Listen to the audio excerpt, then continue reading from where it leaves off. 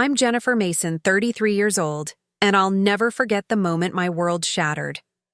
Standing in my apartment in downtown Seattle, I held an elegant card in my trembling hands. My younger sister's wedding invitation. The ceremony was supposed to be tomorrow, and I had everything prepared. The perfect dress, a heartfelt speech, genuine excitement. I can't wait for tomorrow's celebration, I told my mother over the phone, my voice full of anticipation. Her response cut through me like ice. Jennifer. The wedding happened 7 days ago. The room spun. My breath caught in my throat. What are you talking about? I demanded, checking the invitation again. The date clearly showed tomorrow. We made an error with your card, she mumbled, her voice barely audible. It's already over. In that instant, everything clicked into place. This wasn't a mistake. It was deliberate. My entire family had conspired to exclude me from one of the most important days of my sister's life. That evening, I sat alone in my Pike Place apartment, the invitation mocking me from the table. Memories flooded back, all the times I'd rescued them from financial disasters. 4 years earlier, my sister Rachel had launched her graphic design agency. She dreamed big but executed poorly. When her first major client abandoned the project, she found herself drowning in $12,000 of debt. She called me at 2 a.m., voice breaking with desperation. I promise I'll repay every cent, she swore. I transferred the money within hours. She never mentioned it again, not even a simple thank you. Then came my parents' house crisis. 3 summers ago, their suburban home outside Seattle needed urgent repairs, damaged roof, crumbling foundation, plumbing issues. The estimate was $35,000, and they claimed they'd lose everything without help. I emptied a significant portion of my savings, money I'd accumulated through countless late nights as a senior software architect. My father mumbled something vaguely grateful. My mother simply nodded. I believed this would strengthen our bond. I was wrong. They excluded me from their holiday gatherings, their neighborhood barbecues, their celebration dinners. You're always working, my mother would say coldly. The truth? I wasn't too busy. I was unwanted. Last holiday season was particularly painful. I drove 4 hours to join them, only to arrive at an empty house. We're at the Johnsons, my sister texted. No invitation included. I'd funded their lives, debts, repairs, even their anniversary vacation to wine country. But I remained the outsider, the one they remembered only when bills arrived. My phone interrupted my thoughts. It was my cousin, Emily Carter, 39, an investigative reporter who'd always supported me. Jennifer, are you all right? She asked gently. I explained everything. She sighed heavily. I hoped I wouldn't have to tell you this, but they planned your exclusion deliberately. Rachel insisted you'd overshadow her big day. Your successful career, your confidence, everything about you intimidated her. Your mother supported the decision completely. Each word burned. My sister, the one I'd saved from financial ruin, feared I'd steal her spotlight. My mother, who'd accepted my money so readily, agreed. I paced my apartment, Seattle's skyline glittering outside. Every ignored phone call, every dismissive comment about my corporate lifestyle, every time they'd treated me like an ATM rather than family, it all made sense now. You deserve better than this, Emily said firmly. What's your next move? I stopped pacing, my reflection staring back from the window. They thought they could erase me from their perfect day. They were about to learn a painful lesson. The following morning, I drove to my parents' house, hands gripping the steering wheel with white-knuckled intensity. I wasn't going to plead or cry. I wanted them to face their actions. I knocked sharply on the door. Patricia Mason, my mother, 59, answered with wide eyes. Jennifer, what brings you here so early? She asked nervously. I walked past her into the living room where David Mason, my father, 63, sat reading the newspaper. My sister Rachel, 29, lounged on the couch scrolling through her phone. They all froze when I entered. Why did you lie to keep me away from the wedding? I asked, my voice steel. Rachel's head snapped up, eyes narrowing. My mother started to speak, but I cut her off. You sent a false date deliberately, I stated. Silence filled the room. My father set down his newspaper, unable to meet my gaze. Rachel finally spoke, her voice dripping with defiance. Fine, I didn't want you there. You always steal attention. Your tech career, your independence, your confidence.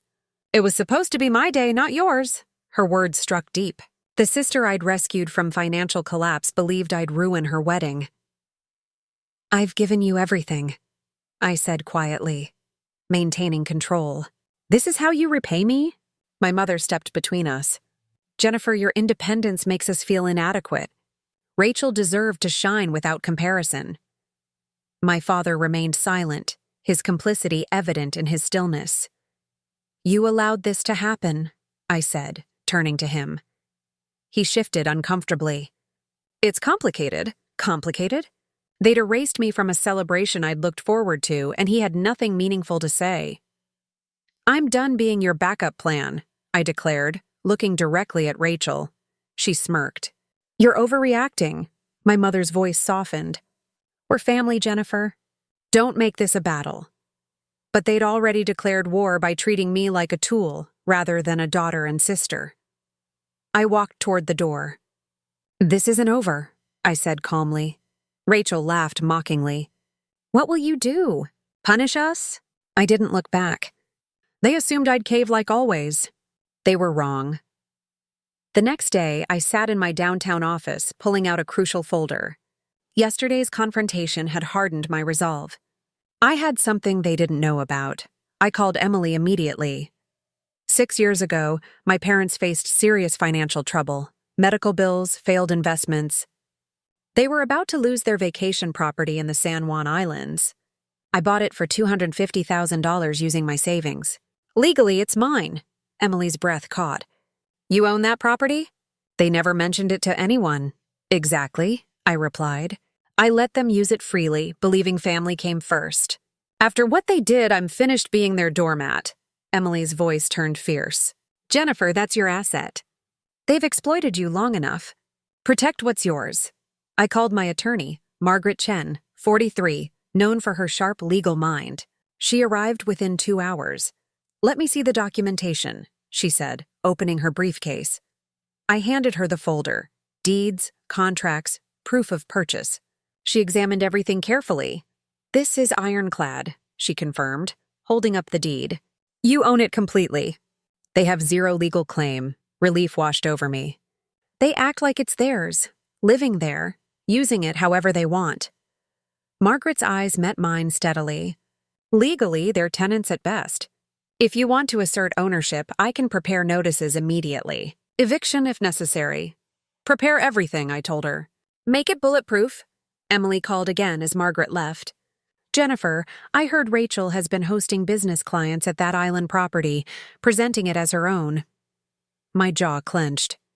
Rachel was using my property to prop up her struggling business, the same sister who'd excluded me to shine. She'll discover the truth soon, I said quietly. 2 weeks later, I sat in Michael Stevens' office, signing document after document. My family's betrayal had left scars, but today I was severing every financial connection they'd exploited. Michael, my financial advisor, 45, pushed another folder toward me. This closes the joint account you established with your parents years ago. The $18,000 loan your sister obtained is now entirely in Patricia and David Mason's names. They're responsible, not you. I signed each page steadily. That account, meant to help during difficult times, had become their tool to drain me. My phone buzzed with a text from Rachel. Jennifer, I'm sorry. Can we talk? I stared at the message. She'd schemed to exclude me, laughed when I confronted her. I ignored it and continued signing. Margaret noticed. You don't owe her a response, she said firmly. Focus on protecting yourself. Rachel's apology was too late and too hollow. Michael presented another document. This locks your family out of your accounts and investments completely. Your savings, your assets. Untouchable now. For years I'd paid their bills, covered their mistakes, even handled taxes for the island property they'd been renting out for profit. They pocketed rental income while I covered maintenance costs. The loan transfer is legally sound, Margaret added. If they miss payments, it's entirely their problem. I pictured Rachel's smug expression, my mother's excuses, my father's silence. They'd treated my support as their entitlement. They'll have to manage on their own, I said firmly. Another text from Rachel appeared. Please, I didn't mean to hurt you. Let's fix this. I didn't reply. Her words were manipulation, not genuine remorse. Your financial profile is completely secure, Michael confirmed. No shared liabilities remain. The weight I'd carried for years, being their fallback, their bank, began to lift. Margaret gathered her notes. If they challenge this, we're fully prepared. You're in control. A quiet power settled within me. My family had depended on my generosity and silence, expecting me to fold. Every signature today was a refusal to let them define me anymore. 3 weeks later, Emily called with news about my family. Jennifer, Rachel's in serious trouble, she said tensely. She lost a $60,000 design contract. She and her husband Marcus are struggling to pay basic bills. I leaned back unsurprised. Rachel's business had always been unstable, propped up by my support until I withdrew it. Marcus has been desperately trying to find new clients. But nothing's working, Emily added. Grim satisfaction settled in. They'd relied on me too long. That afternoon, Marcus Harper, Rachel's husband 31, called. Jennifer, I owe you an apology, he said, voice low. I had no idea Rachel planned to exclude you from the wedding. I genuinely thought you couldn't attend. His sincerity caught me off guard, but didn't soften me. Marcus, you're married to her, I said evenly. You didn't question her story, he paused. I should have. I'm truly sorry. I didn't respond, letting silence speak. His regret seemed genuine, but it changed nothing. Later, an email from my mother appeared. Subject, please, Jennifer. I deleted it without opening. She'd defended Rachel and dismissed my pain. Her words now were just another attempt to pull me back into their chaos. Emily called again that evening, her tone darker. There's more. Your family has been talking about you in the community. They're claiming you're selfish, that you abandoned them for your career. Anger flared. Selfish? After years of rescuing them, covering their debts, their mistakes? Some people believe them, but others aren't convinced, Emily said. It's creating quite a stir. They couldn't control me anymore, so they were trying to destroy my reputation. Their gossip won't break me, I said firmly. I've built my life and reputation without their help. Their lies won't undo that. 5 weeks later, I was in a meeting when building security called. My family was downstairs demanding to see me. I excused myself and headed to the lobby, bracing for confrontation. My mother stood with my father and Emily near the reception desk. My mother's eyes were red, my father's face expressionless, Emily's expression tense. Jennifer, we need to talk, my mother said, voice trembling. We're sorry. Can we fix this? I crossed my arms unmoved. Their apologies felt like desperation, not sincerity. My father stepped forward. We didn't mean to hurt you. Let's move past this. I shook my head. Too familiar, too late. Emily met my gaze. Jennifer, they asked me to come. I thought maybe you'd listen. I trusted Emily. But I wasn't here to bend. I pulled out my phone, opening a video Rachel had accidentally sent months ago, footage from her wedding where she'd deliberately excluded me. Emily, you need to see this, I said, pressing play. The footage showed Rachel laughing, toasting with guests, saying, Thank goodness Jennifer isn't here to steal my moment. Emily's face went pale, her hand covering her mouth. She planned it, Emily whispered, turning to my parents. You both knew. My mother looked away. My father stayed silent. Their guilt was obvious. Teresa, please, my mother's voice cracked. We're struggling financially. Let us stay in the island house temporarily. I stared, incredulous. They'd rented out my property for years, pocketing profits while I paid taxes and maintenance. Now, with their finances collapsing, they wanted to move in. No, I said coldly. That property is mine. You've taken enough. Emily stepped closer. Jennifer's right. You betrayed her and you're still asking for more. My mother's eyes filled with tears. We're your family. Don't do this. But her words meant nothing. Family doesn't scheme, doesn't lie, doesn't exploit you for years then beg when convenient. You made your choices, I said firmly. Live with the consequences. I turned to the security manager. Please escort them out. My mother's voice rose desperately. Jennifer, don't shut us out. But I walked away, Emily following. In my office, Emily gripped my arm.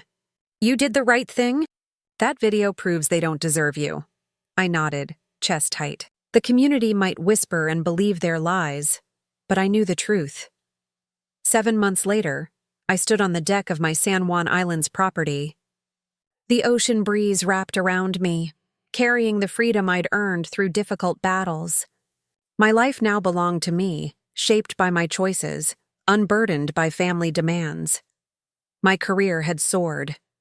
A recent promotion placed me at the helm of a major initiative, my confidence razor sharp. Emily and Margaret became my pillars, friends who valued me for who I was, not what I could provide. Over coffee last week, Emily grinned. You're unstoppable, Jennifer. Margaret nodded warmly. You've built something remarkable. Their words ignited something within me, a testament to the strength I'd gained by standing firm. Yesterday, an invitation arrived for my parents' anniversary celebration. They were still chasing their facade of perfection. I sent a small gift, courteous but distant. Their attempt to draw me back failed. That door was permanently closed. Emily shared news of my family's struggles. Rachel and Marcus had moved to a small apartment, their finances crumbling. Their social circle had dwindled. My parents faced their own reckoning, their reputation damaged by their own deceit. They'd profited from my property, leaned on me for years, then spread lies when I walked away. Now they stood alone in the consequences. I leaned on the railing, watching the waves. Their actions had repercussions, and I was no longer their safety net. My home, my career, my life, they were mine, forged through determination and self-respect. As the horizon stretched before me, quiet peace settled in. The sting of betrayal lingered but no longer held me captive. Emily's laughter from our last call rang in my ears, Margaret's steady counsel anchoring me. My family's selfishness cost them their community and stability. I chose myself, and it brought me freedom. This journey taught me an essential truth. Your worth isn't measured by what others take from you. It's defined by what you create for yourself. I let my family define me for too long.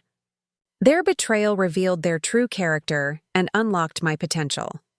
To anyone listening, don't let anyone dim your light to fuel their own. Stand firm, own your value. Let those who wrong you face the natural consequences of their choices. I did, and it changed everything. Thank you for hearing my story. Share your thoughts below and consider subscribing for more stories of strength and renewal.